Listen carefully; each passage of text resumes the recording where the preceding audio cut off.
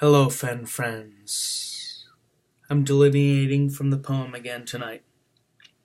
And I want to talk about clues, as Janet Langard says over there at Treasures Galore on Facebook. We're solving mysteries. So I want to talk about clues tonight.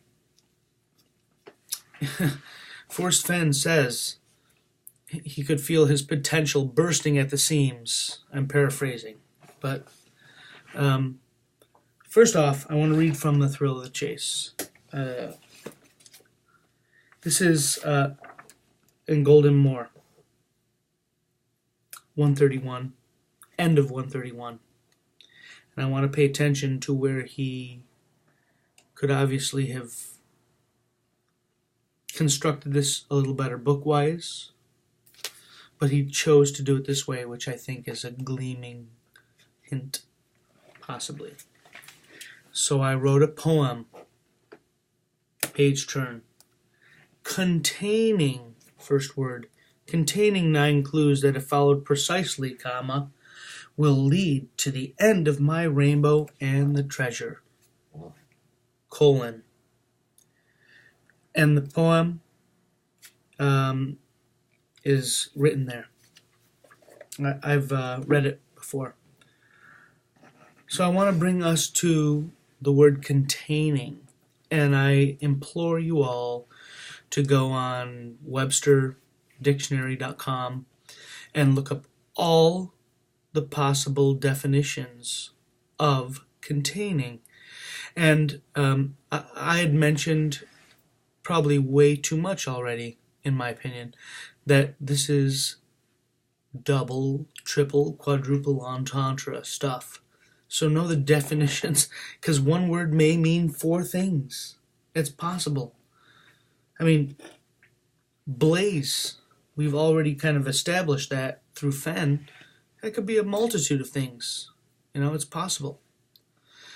So the next thing I want to bring us to is the game Clue. I know there's a movie with it. Who is it? Same guy from Rocky Horror. Oh my God, I'm drawing a blank. Anyway, everyone is absolutely enamored with creating 9 clues out of the poem, and think that's they think it's a make or break in the poem. I disagree. Let's go back to the game Clue, the book, the movie even. You go through one set of options, you know, you pick up cards and they say, well, it wasn't Miss Peacock in the library with a candlestick. So you end up going backwards to figure out what narrows it down. So I don't think it's necessary to say that begin at where warm waters halt is the first clue in general. It may be a clue to the first grouping of things that happen for the 9 clues. So you may be able to say the poem in consecutive order, like Fenn has said, but I don't necessarily agree that you have to follow 9 verses of the poem. You could say the poem a whole time through, or half of the poem, to get to the end of the first clue where you understand you're at the second clue. And that gets into a very complex and confusing spot, so I don't want to sound really out there with that. But I'm just saying, don't, in your solve, when you're looking for Forrest's treasure, don't think that it's begin at where's warm waters halt, put in below the home around. I mean, I think those things have to line up at the end of the solve, but I don't think that you need to consider each line a clue. You can go around the cadus. Oh, someone told me how to pronounce it. Cadus hatch. Yeah. And that doesn't mean that you're following 9 statements in the poem. So people are stuck on that. I believe that. People are stuck on thinking that it's begin at where warm water is held and take it in the canyon down, not far but too far to walk, put in below the home.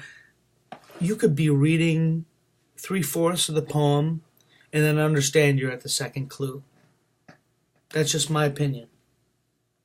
I know that's no one's talked about that, but I don't think it's necessarily that linear. As again, I've said, I think it's creative. I think it's a thought process, just like you're playing the game of Clue. Got a lot of hints that lead you to just one clue. You know.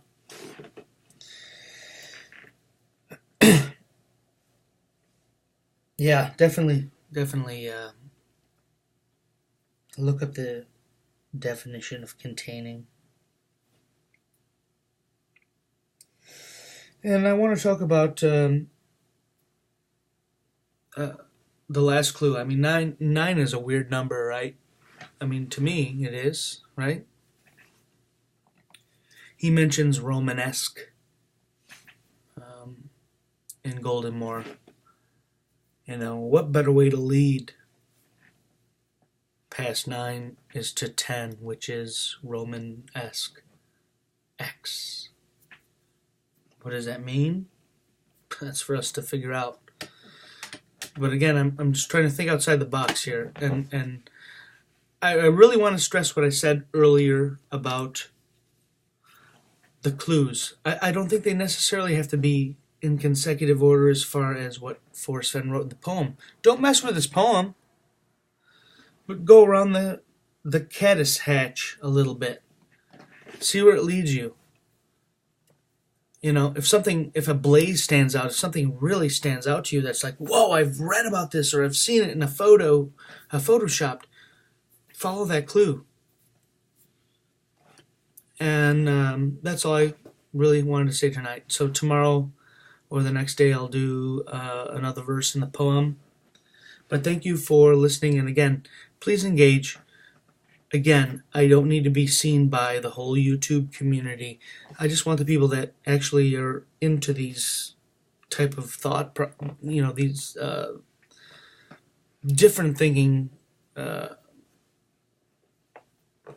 applications, I guess they are. Because no one's figured it out yet.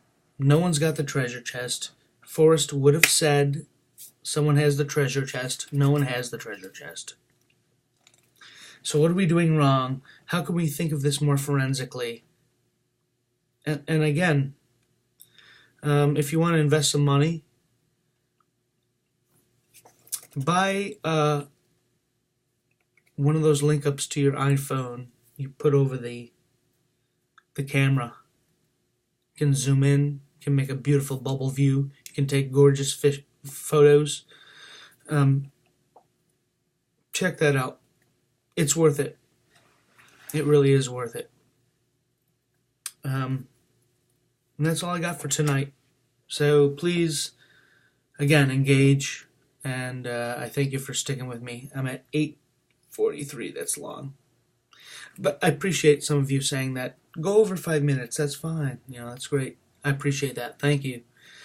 I just won't try to be like an hour, you know. I know we all have lives.